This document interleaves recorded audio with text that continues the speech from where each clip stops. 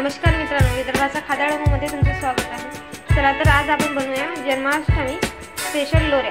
तर मी इथे कणिक भिजवून घेतलेला आहे आणि हे कणिक मी अगदी कडक असं भिजवून घेतलेलं आहे। चला तर आता आपण लोऱ्या बनवायला सुरुवात करूया। तर माझ्याकडे खोबरं कीस नव्हतं, म्हणून मी खोबऱ्याचे छोटे छोटे काप करून मिक्सरच्या भांड्यामधून बारीक करून घेतलेले आहे। तर लोऱ्या बनवण्यासाठी मी इथे कढई चांगल्या प्रकारे तापून घेतलेली आहे आणि त्यामध्ये एक मोठा चम्मच भरून तूप टाकून घेतलेलं आहे। तुम्ही इथे तुपाच्या ऐवजी तेल सुद्धा वापरू शकता। तर तुम्ही बघू शकता इथे आपलं तूप पूर्णपणे विरघळलेलं आहे आणि मी इथे मिक्सरच्या भांड्यामधून बारीक केलेला खोबऱ्याचा बुगदा सुद्धा टाकून घेतलेला आहे।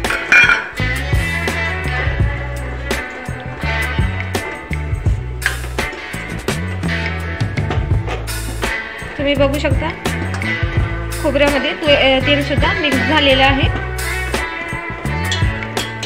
आणि आता मी यामध्ये पाणी टाकून घेणार आहे।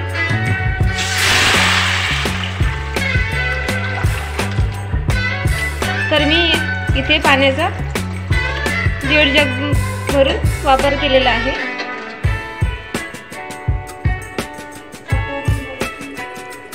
तर मी हे आता 10 मिनिट झाकून देणार आहे चांगल्या प्रकारे कढ येईपर्यंत। तर कढ येईपर्यंत मी हाताच्या सहाय्याने लोऱ्या बनवून घेत आहे।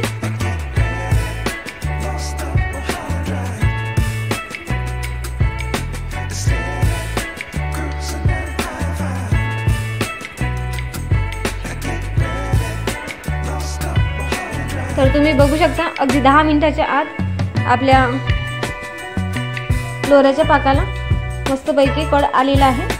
तर आता मी यामध्ये 1.5 ग्लास साखर घेतलेली आहे आणि यामध्ये साखर सुद्धा टाकून घेत आहे। तर इथे आपल्या लोऱ्या तयारच होत चाललेल्या आहेत।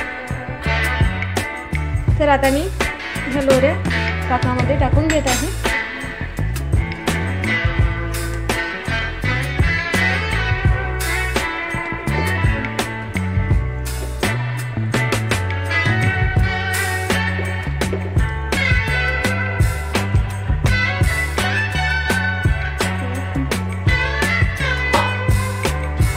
तर तुम्ही बघू शकता इथे माझ्या पूर्ण लोऱ्या टाकून झालेल्या आहे आणि मस्तपैकी असा कड सुद्धा आलेला आहे।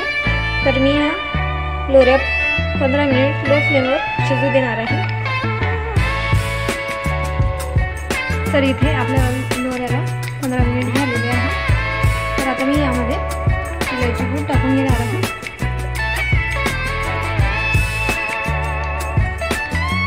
तर अशा प्रकारे जन्माष्टमी लोऱ्या तयार झालेले आहे। आमच्याकडे लोऱ्या म्हणतात, तर तुमच्याकडे लोऱ्याला काय म्हणतात कमेंट बॉक्समध्ये नक्की कमेंट करा। आणि सगळ्यांना जन्माष्टमीच्या हार्दिक शुभेच्छा। विदर्भाचा खादाड या चॅनलला सबस्क्राईब आणि बेल आयकॉनला क्लिक करायला विसरू नका। धन्यवाद।